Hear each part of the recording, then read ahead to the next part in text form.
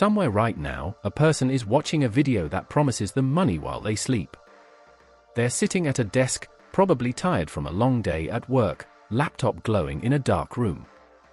And someone on a screen is telling them there's a better way.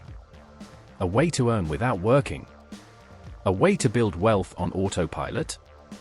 A way to wake up richer than when they went to bed. And something about that idea feels so right, they don't even question it. Before this ends, you're going to get one question. Just one. It's a question so simple that once you have it, you'll be able to spot almost every fake passive income pitch in about 5 seconds. Hold on to that, you'll need it soon. Here's the part nobody talks about. The entire concept of passive income, the way it's sold to you today, is built on one of the most profitable lies in modern finance. Not because passive income doesn't exist, it does. But because the version of it living inside your head right now has been carefully designed to keep you chasing, spending, and never actually building anything real. This is the story of how that happened, and the machine that keeps it running.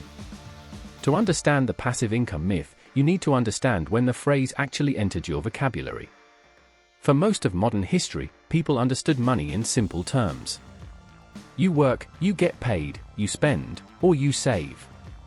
There was no viral dream of income without effort. That idea, in its current form, is surprisingly new. The phrase started showing up in personal finance writing in the late 1990s, but it stayed a niche term for almost a decade. Then, 2008 happened. Millions of people lost their jobs, their homes, and their trust in traditional employment almost overnight. The promise of a stable salary suddenly felt like a joke. And into that gap of fear stepped a new industry. An industry that didn't sell products. It sold a feeling. The feeling that you could escape the system entirely, if only you found the right system to replace it. Books, courses, YouTube channels, and online gurus began packaging one idea over and over again. You don't need a job, you need passive income. And that message spread because it tapped into something deeply human. Something wired into how your brain values effort in the first place. So, why does your brain fall for it so easily? Behavioral economists have a name for this pattern. It falls under something called hyperbolic discounting, the well-documented tendency, mapped for decades by researchers like George Loewenstein at Carnegie Mellon, to overvalue rewards that feel close and effortless, while badly underestimating the real cost of the ones that aren't. In plain language? Your brain is wired to prefer the version of reality where good things come easily, even when that version isn't true. Think of it like charging your phone overnight. You plug it in, you sleep, and you wake up to a full battery. That's the mental image passive income creates. You set something up once, you walk away, and money appears. Your brain loves that picture because it mirrors the most satisfying experiences you already have. Minimum effort, maximum reward. But here's what that bias hides from you. The phone doesn't charge itself. There's an entire electrical grid, a power station, a cable, and a battery working every single second of those 8 hours. You just don't see the effort, because it was never yours to see. And that's exactly how passive income gets sold. The effort is hidden, deliberately. The passive income industry understood this bias, and built an entire economy on top of it. It runs on 3 layers. Once you see all 3, you'll never watch one of these videos the same way again. Layer 1 is the guru loop. In the early 2010s, researchers at the Stanford Persuasive Technology Lab, led by B.J. Fogg, began documenting how digital platforms use small, repeatable triggers to change behavior. The passive income industry borrowed that playbook almost perfectly. A guru posts a screenshot of earnings. The screenshot triggers aspiration. Aspiration triggers a click. The click leads to a course. The course costs money. And the person selling the course just earned their actual income, which is anything but passive, by selling you the dream of passive income. Picture the pattern. Someone posts a blurred bank statement with one number circled in red. The caption says this happened while they were asleep. What it doesn't say is that the number represents 6 months of unpaid trial and error, several failed products, and a posting schedule of 3 videos a day before anything took off. You're not seeing income. You're seeing a highlight reel, with the work cropped out of frame. The person teaching you passive income is actively working, right now, to sell you the idea that you won't have to work. Their income comes from your purchase. Your purchase is driven by the very bias we just described. And the loop repeats with every new student who signs up. Layer 2 is the platform economy itself. Think about every passive income idea you've heard. Dropshipping, print on demand, affiliate marketing, rental property, dividend investing, YouTube automation. Every single one gets marketed as a set-it-and-forget-it system. But entrepreneurship researchers, including groups like the Kaufman Foundation that track new business formation, have found the same pattern again and again. New businesses typically require well over a year of sustained, active, full-time equivalent effort before they generate anything close to reliable income.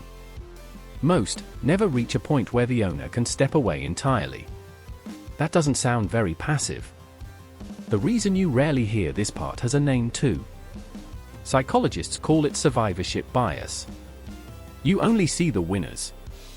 The person showing you their rental income isn't showing you the property research, the tenant disputes, the maintenance calls at 2 in the morning, or the years of active saving that funded the down payment in the first place.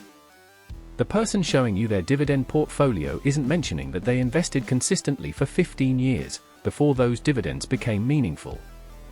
The income looks passive only because you're watching the very end of a very long, very active story. It's like watching someone cross a marathon finish line and assuming running is easy because they happen to be smiling in the photo. Layer 3 is the one that actually hurts you. Economist Sendhil Mullainathan at Harvard and psychologist Eldar Shofar at Princeton published research showing that scarcity thinking, the felt experience of not having enough, narrows a person's mental bandwidth.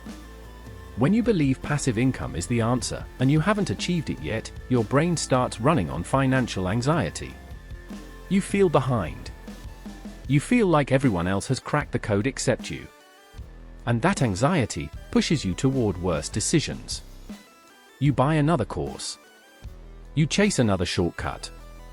You quietly abandon the boring, unglamorous habits that actually build wealth, because they don't feel exciting enough to compete with the dream. That's the real cost. Not just wasted money, but wasted years. Spent chasing a shortcut that was never going to arrive, while the slow, boring path you dismissed kept working the entire time, for everyone patient enough to stay on it. Why would you automate your savings, when someone online is promising you a 6-figure side hustle in 90 days? Now, here's the part that changes everything. Passive income is real. But it's not what you think it is. Real passive income is the delayed, invisible result of years of active effort. It's not a hack. It's not a shortcut. It's a phase, and it only ever shows up at the end. Dividends, rental cash flow, royalties, business equity, every legitimate version of passive income is the back end of a long stretch of active work, learning, saving, and patience. The income only becomes passive after the effort has already been paid in full. That's the belief reversal. You were told passive income is the starting point. It's actually the finish line. And almost nobody selling you the dream will say that part out loud, because the truth doesn't sell courses. You might be thinking, wait, isn't dividend investing supposed to be passive from day one? You buy the stock, the dividend arrives, you didn't go to work for it. And in the narrowest sense, that's true. But zoom out.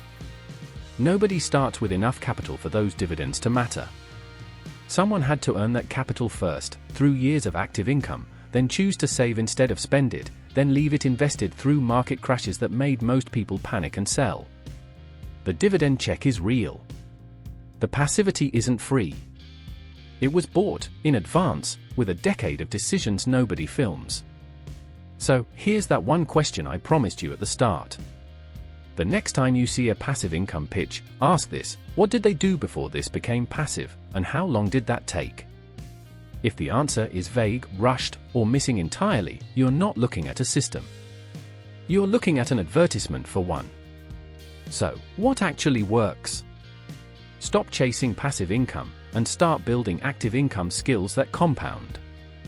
Learn something valuable. Get better at it deliberately, over time. Save a fixed percentage of everything you earn, automatically, before you ever see it land in your account. Invest consistently in broad, low-cost index funds, which is the closest thing to genuine passive growth that exists for ordinary people. Then, let time, not tricks, do the heavy lifting.